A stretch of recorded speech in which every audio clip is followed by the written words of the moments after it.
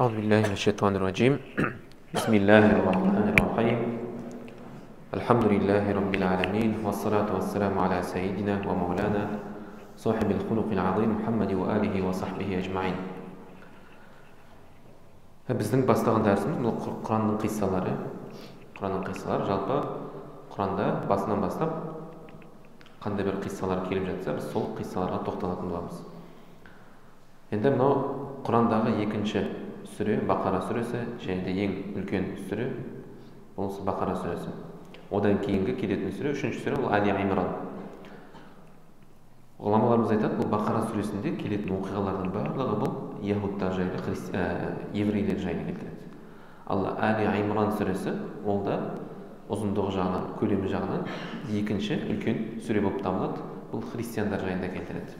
Ол жерде қарайтын болсақ, Иса пайғамбар жайлы, алейхиссалам, оның анасы Мариям анамыз жайлы, Закария алейхиссалам жайлы келтіреді. Ал бұл Бақара сүресінде қарайтын болсақ, көбісі сол Бану Исраил яһудтар жайлы келтіреді. Бұл оқиғалардың бәрі, қиссалардың бәрі не үшін? Біз ғибрат алу үшін. Біз осы қиссалардың бәрінен ғибрат алу үшін осының барлығын не қыламыз? Оқып, тыңдап, бұдан сабақ алатын боламыз. Алла Тағала айтады: "Астағфиру билlah, я бани Исраил", ей Бану Исраил дейді. Ей Бану Исраил, ей яһудтар. Бану Исраил дегеніміз, яғни бұл кімнің? Исхақ алейхиссаламның ұрпақтары. Исхақ алейхиссаламның ұрпақтары, соның барлығын Бану Исраил деп атайды. Яғни Исхақ алейхиссаламнан Яқуб туады, Яқубтан Юсуф туады, Яқубтың ұрпақтарының барлығы сол еврейлер болып тарайды. Ал Исмаилдан кімдер тарайды? Арабтың бір топ тайпалар тарайды. Исмаил алейхиссалам Арабтан келіп, еніп, солардың қызын алысып, сөйтіп солардан бір топ арабтардың ұруы тарап шығады. Ал Исхақтан еврейлер тарап шығады. Соны Аллах Тағала айтады: "Ей Бану Исраил" дейді. Ей Исраилдің ұрпақтары, Яқуб алейхиссаламның балалары, сендерге "Узкуру ниъмати аллати ан'амту алейкум", сендерге берген, мен берген сендерге нығметтерімді еске алыңдар дейді. Яғни бұл Алланың несі? Міндетсіну. Міндетсіну тек Аллаға ғана лайықты. Алла ғана лайықты міндетсінуге. Алла Тағала берген нәрсесіне міндетсіне алады. Мен саған бердім емес пе деп айта алады. Соны айтып жатыр, дейді, мен сендерге берген нығметтерімді еске алмайсыңдар ма дейді. Яғни мен сендерді Фирауыннан құтқардым. Фирауын сол заманда Бану Исраилді құл қылып, әйелдерін күң қылып, балаларын өлтіріп, оларды өте жаман ауыр жаңағыдай жұмыстарға салған болатын. Бірақ Алла Тағала айтады: "Мен сендерді құтқардым емес пе? Мен сендерді мынау Фирауын келген кезде, арттарынан қуып келген кезде теңізді қағайырып, ортасынан өткіздім емес пе? Және де басқа да көптеген нығмет бердім емес пе? Соны еске алмайсыңдар ма?" дейді. "Уауфу биахди уфи биахдикум ва ияя фархабун". Және де сендер дейді, маған берген уәделеріңді орындаңдар. Маған берген уәделеріңді орындаңдар, сонда мен сендерге берген уәдемді орындайтын боламын. Яғни Аллах Тағаланың, олардың Аллаға берген уәдесі, олардың Алланың алдындағы міндеттеріне, ол Алланың алдында құлшылық қылу. Одан басқа ешкімге бағынбау. Уфи биахдикум, сонда мен сендердің міндеттеріңді орындайтын боламын. Яғни олардың алдында Алланың оларға берген уәдесіне сендер егер маған құлшылық қылатын болсаңдар, мен сендерге сауап жазатын боламын, және де сендерді жәннатқа кіргізетін боламын. Уа ияя фархабун, менен ғана қорқыңдар дейді. Уа амину бима анзалту мусаддиқан лима ма'акум ва ла такуну аувала кафирин бих. Сендер дейді, мен түсірген нәрсеге иман келтіріңдер. Алла Тағала мен түсірген, яғни кітаптарға иман келтіріңдер дейді. Бұл қандай кітап дейді? Мусаддиқан лима ма'акум. Сендердің қолдарындағы кітапты растайтын кітап дейді. Біз білеміз, Алладан түскен кітаптар бар. Парақшалар бар, және де 4 кітап бар. Таурат, Інжіл, Забур және де Құран. Құранда не деп келеді? Көп аяттардан айтатын болсақ, мусаддиқан лима ма'акум немесе мусаддиқан лима қаблакум. Алдында келген кітаптардың бәрін растайтын деп келеді. Інжілде не келді? Тауратта не келді? Забурда не келді? Құран сол кітаптардың бәрін растайды. Қалай растайды? Ол жердегі қандай пайғамбарлар бар? Ол жерде қандай оқиғалар бар? Аллах Тағаланың қандай үкімдері бар? Барлығы Құранда келеді. Айса алейхиссалам келді ме, Айса алейхиссаламның оқиғасын Құранда келтіреді. Муса алейхиссаламның оқиғасын Құранда келтіреді. Оларға қалай Құран жаңағыдай Таурат түсті, Инжил түсті, олардың үкімдері қандай болды, соның барлығын растайтын кітап. Алла Тағала сол Бану Исраилға, еврейлерге не деп жатыр? Сендердің қолдарындағы сол өздерің оқып жатқан кітапты растайтын кітап емес пе? Соған иман келтіріңдер дейді. Уәлә такуну аула кафирин бе. Бұған ең бірінші ол иман кәпір қауым болып, ең бірінші иман келтірмейтін адамдардың қатарынан болмаңдар дейді. Яғни Құран түскен кезде ең бірінші кімдер? Мүшриктер иман келтірмеді. Енді Бану Исраилдің арасынан да ең бірінші иман келтірмеген адамдар болды. Сендер сол секілді болмаңдар деді. وَلَا تَشْتَرُوا بِآيَاتِي ثَمَنًا قَلِيلًا. Менің аяттарымды аз ғана байлыққа сатып қоймаңдар дейді. Айырбастап қоймаңдар. Яһудтар, еврейлер Таураттың аяттарын байлыққа айырбастайтын болған. Біреудің абыройы үшін, біреудің ақшасы үшін Таураттың үкімдерін өзгертетін болған. Қарайтын болсақ, біз бәріміз білеміз, Таураттың да, Инжилдің де, Забурдың да өзгерген емес. Мысалы, Инжил, Библия. Ол қаншама нелері бар, бізге жеткен риуаяттары бар да. Жаңағы Лукас дейді, жаңағы қандай нелері бар ғой өздерінің. Марк дейді, Лукас дейді, сондай жаңағы риуаяттары бар да. Әрқайсысы бір-біріне сай келмейді. Біреу басқаша айтады, біреу басқаша айтады. Бір Инжилді ол оқып, екінші Инжилді оқысаң, екеуі екі түрлі болып келеді. Инжилдің өзі ол Иса алейхиссалам дүние өткеннен кейін 300 жылдан кейін барып жиналған, оны жазған қайта. 300 жылдан кейін. Соға дейін ол бір кітап ретінде жиналмағанды. Бірақ Иса алейхиссалам кезінде ол бір кітап ретінде түсті. Бірақ оның артынан ергендері ұстап қалмады. Ал Аллах Тағаланың түсірген Құранын Пайғамбарымыз саллаллаху алейхи ва саллям дүние өтпей жатып, оны жатқа білетін сахабалар болды. Пайғамбар дүние өткеннен кейін қаншама оны жатқа білетін табиғиндар болды. Табиғиндар деген қанша табиғиндар болды. Қаншама ғұламалар. Қазірдің өзінде әлем бойынша Құранды жаттайтын қаншама адамдар бар. Бірақ сол яһудилар Тауратты сататын болған. Сатқанда біреудің абыройы үшін жасыратын болған. Пайғамбар заманында еврейлердің өздері пайғамбарға келіп әділ үкім шығару үшін келетін болған. Өйткені барлығы біледі, пайғамбардың хақ екенін біледі. Еврейлер әсіресе жақсы біледі. Бірақ оны мойындамайды, қырсықтығы бар, жібермейді. Бірақ оның әділ қазы екенін біледі, әділ сот екенін біледі. Сөйтіп алдына келеді. Айтады: Мұхаммад, біздің арамыздан екі әйел кісі мен ер кісі зина жасап қойды дейді. Үкімі қандай болады дейді. Сен үкімін айтшы дейді. Сонда Алла елшісі саллаллаху алейхи ва саллям айтады: Тауратта не деп жазылған дейді. Олар айтады: Тауратта жазылған үкім, егерде әйел кісі мен ер кісі зина жасайтын болса, онда оларды масқарасын шығарып, халықтың алдына масқарасын шығарып, оларды сабау керек дейді. Сабау керек. Сонда Абдулла ибн Салам деген сахаба болады, радаллаху анху. Абдулла ибн Салам дегеніміз, ол еврейлердің ішінен ғалым сахаба болған. Оның әкесі де ғалым болған. Бірақ иман келтірген кезде бүкіл еврейлерді оны бас тартады. Бірақ ғалым сахаба болады. Ислам қабылдағаннан кейін де исламда ғалым сахаба болып атанады. Пайғамбар саллаллаху алейхи ва саллям айтады: Құранды оқыларың келсе, мына 4 адам секілді оқыңдар деп, соның бірі Абдулла ибн Саламды айтады. Ғалым сахаба болған. Сол кісі айтады: рас, өтірік айтасыңдар сендер дейді. Тауратта өйтіп жазылмаған дейді. Тауратта оларды таспен ұру жайында жазылған дейді. Яғни кім зина жасады, оларды таспен ату керек деп жазылған дейді. Сенбесеңдер Тауратты ашып қараңдар дейді. Сөйтіп пайғамбардың алдына Тауратты алып келеді. Тауратты ашады. Әлгі үкімді оқып жатқан кезде әлгі яһуди, әлгі еврей таспен ату керек деген жерді қолымен, саусағымен жауып тұрады. Абдулла ибн Салам айтады: тарт қолыңды дейді. Қолын тартқан кезде сол жерде пайғамбар саллаллаху алейхи ва саллям не көреді? Кім зина жасады, оны таспен ату керек деген үкімді көреді. Қарайтын болсаңыздар, біреудің абыройы үшін олар не қылатын болған? Құранның, Таураттың аяттарын, үкімдерін жасыратын болған. Алла Тағала деп жатыр: "Уәлә таштару би аяти таманан қалила." Менің аяттарымды азғантай дүниеге айырбастап қоймаңдар дейді. "Уа ияя фаттақун." Менен ғана қорықпайсыңдар ма дейді. وَلَا تَلْبِسُوا الْحَقَّ بِالْبَاطِلِ وَتَكْتُمُوا الْحَقَّ وَأَنْتُمْ تَعْلَمُونَ. Сендер дейді ақиқатты жалғанға айырбастамаңдар дейді.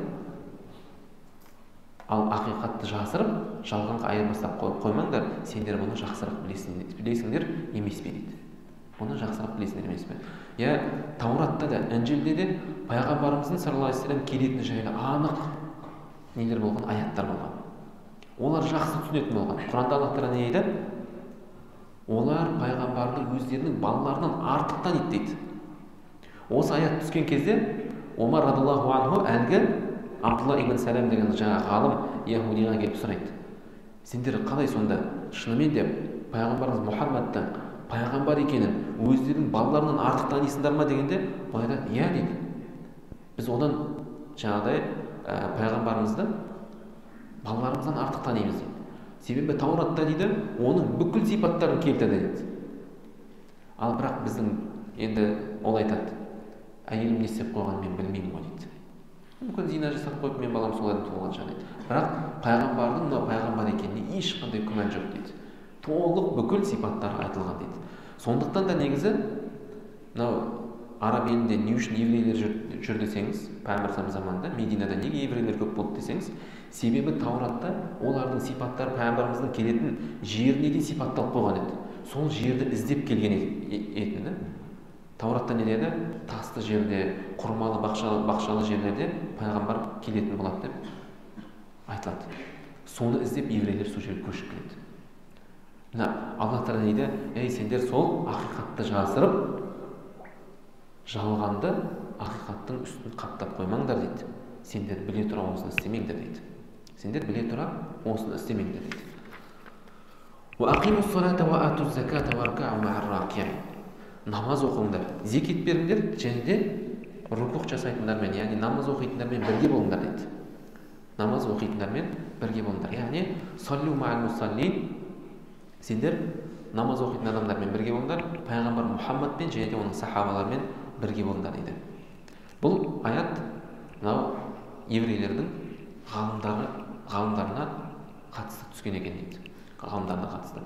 Себебі олардың ғалымдары не деп айтатын? Сендер өздерінің діндерінде бекем ұстаныңдар, Мұхаммадты тыңдамаңдар, олардың артынан ермеңдер дейді. Олардың артынан ермеңдер, өздерінің діндерінде беріп ұстаныңдар дейді. Кейін Аллах Тағала айтады: "Атамурунан наса бил бирри ва тансауна анфусакум ва антум татлунал китаб." Сендер адамдарды жақсылыққа шақырасыңдар, бірақ өздеріңді ұмытасыңдар дейді. Кітапты оқи тұра дейді. Тауратты оқып жүрсіңдер. Оқып жүре тұра өздеріңді ұмытып, басқа біреулерді жақсылыққа шақырасыңдар дейді. Еврейлердің ғалымдары солай болған. Өздері еш нәрсе істемейді. Бірақ Тауратты оқиды, үкімдерін біледі. Адамдарға айтады, осыны істеңдер дейді, бірақ өздері соны істемейді. Алла Тағала сендер сол кітапты оқи тұра өздеріңді ұмытып, басқаларды жақсылыққа үндейсіңдер дейді. Афала тағқилун, сендер ақылға келмейсіңдер ме? Ақылға келмейсіңдер ме? Сендер дұрыстап ойланбайсыңдар ма дейді. Бұл Алла Тағаланың еврейлерге айтқан жаңағы оларды әшкере қылып, оларды масқарасын шығарған аяттары. Себебі олардың өздерінің таураттарына амал қылмайтын қанша жерден көреміз. Қанша жерден көреміз. Жаңағыдай пайғамбар саласында иман келтірмеуі, одан бөлек жаңағыдай зинаның үкімдерін атқармауы, арақтың үкімдерін атқармауы. Құранда, Тауратта Алла елшісі саллаллаху алейхи ва саллям айтады: Аллах Тағала дейді, оларға май жеуді рұқсат бермеді дейді. Малдың майы, құйрық майы болсын, жаңағыдай етінен шыққан майды жеуге рұқсат бермеді дейді. Бірақ олар не істеді дейді? Олар сол майды сатты да, соның түскен ақшасын соны алып өздеріне азық қылады дейді. Былай айтқанда, Құранның аяттарынан өздеріне айналар жасап, сол айналардан өзіне пайда түсіріп жатты дейді. Аллах Тағала оларға сенбі күні балық аулауды тыйды. Олар не істеді? Жұма күні ауды тастады да, жексенбі күні ауды шығарып алды. Біз сенбі күні балық аулаған жоқпыз ғой деді. Сонда олар кімді алдап тұр? Өздерінен басқа ешкімді алдап тұрған жоқ. Соны Аллах Тағала айтады: "Афала тағқилун", сендер ақыл иесі емессіңдер ме дейді. Сендер ойланбайсыңдар ма дейді. "Уастаину бис-сабри вас-сала", сендер көмек сұрайтын болсаңдар, онда намаз арқылы және сабырлық арқылы көмек сұраңдар дейді. Бұл енді аят жалпы бүкіл үмметке арналған аят. Біздің басымызға бір қиын іс түссе, сабырлықпен және намазбен Алладан көмек сұрау керек екен. Себебі басымызға түсетін түрлі қайғылар бар, түрлі проблемалар келеді. Ең бірінші керек нәрсе не ол? Сабырлық. Пайғамбарымыз саллаллаху алейхи вассалам деді: "Ас-сабру айнда садматил уля", сабырлық деді, ол бірінші іс түскен кезде деді. Бірінші іс түскен кезде деді. Сол кезде сабырлық қылу керек. Басында ашуланып кейін барып сабырлық қылу, ол сабырлыққа жатпайды. Және де екінші нәрсе не? Ол намаз деді. Хадисте дейді: "Ида хазабаху амрун бадара иля салат". Пайғамбарымыздың басына бір іс түссе, дереу намазға жүгінетін еді дейді. "Ва иннаха лакабиратун илля алал хашиин". Расында бұл намаз дейді ауыр болып табылады дейді. Тек Алладан қорқатын, Алланың ғибадатына үйренген адамдардан басқасының бәріне ауыр болып табылады дейді. Яғни оның иманы әлсіз болса, намаз оған ауыр болып көрінеді. Екі ракат намаз оқып Алладан сұраса, оқығым келіп тұрған жоқ, дәрет алғым келіп тұрған жоқ. Енді адам оны анық айтпаса да, бірақ оның іс-әрекетінен сол нәрсе білінеді. Азан уақыт болды ма? Истаину бис-сабри уас-сала. Сендер көмек сұрайтын болсаңдар, Алладан жәрдем сұрайтын болсаңдар, онда сабырлық арқылы және намаз арқылы Алладан көмек сұраңдар дейді.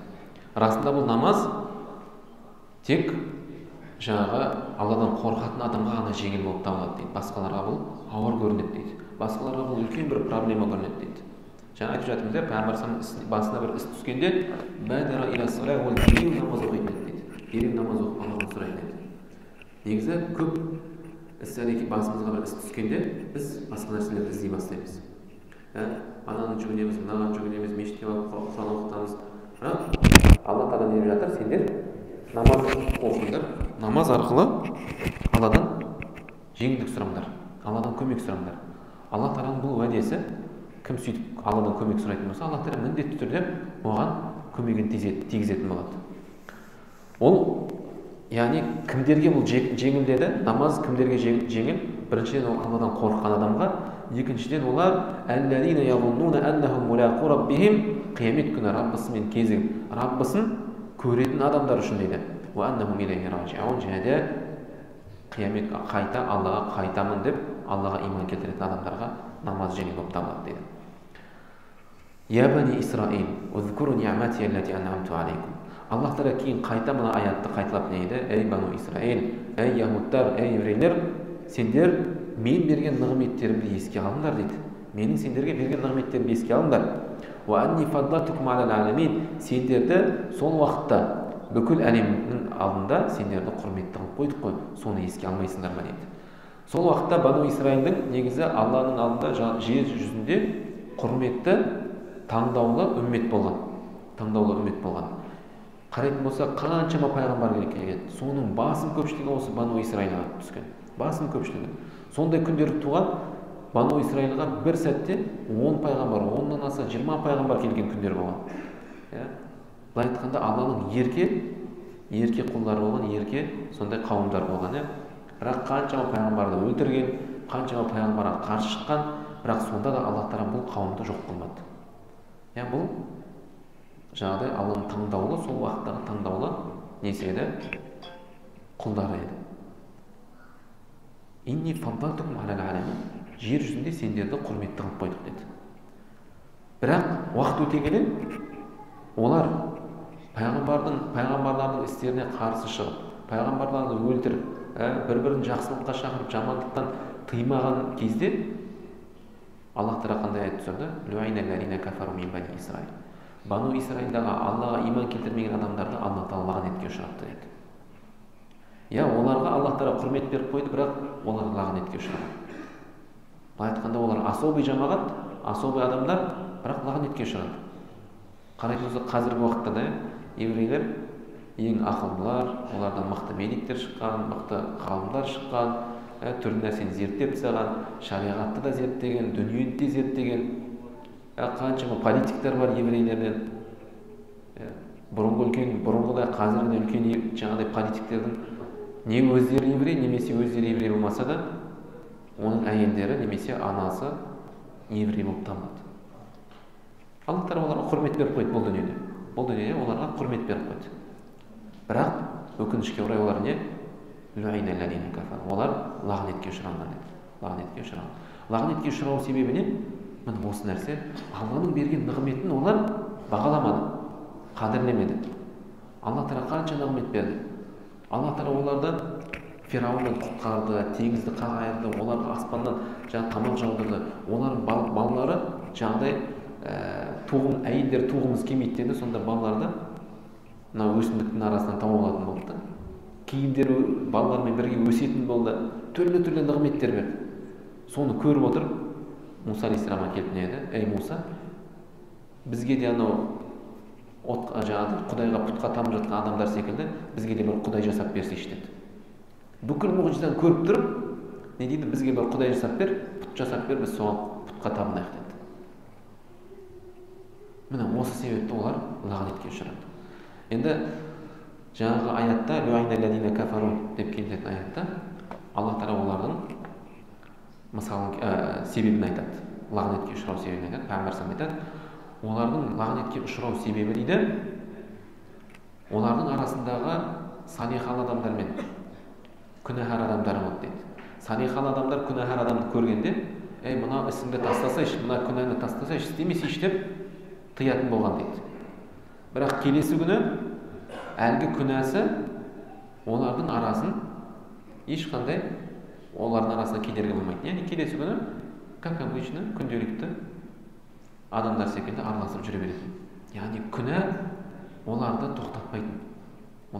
Басында бір айтты, сол айтқаннан кейін жақсы деп қоя беріп жүре береді. Пайғамбар бізге не нәрсені үйретті? Қанша болмасын оны ескертті. Адамға ескертіп жүру керек. Қанша болмасын. Бір рет айттым жеткілікті емес. Бір рет айтты, екі рет айтты, үш рет айтты, 1000 рет болса 1000 рет айту керек. Ол кісілер не қылды? Бір рет айттым, ол жеткілікті, екінші рет мен айтпаймын деді. Сондықтан олар лағнетке ұшырады. Аллах Тағала осы аяттардың бәрінен ғибрат алуды бізге нәсіп етсін. Және де осы еврейлер қалай лағнетке ұшыраған секілді бізді де Аллах Тағала лағнетке ұшыратпауын Алладан сұрайтын боламыз.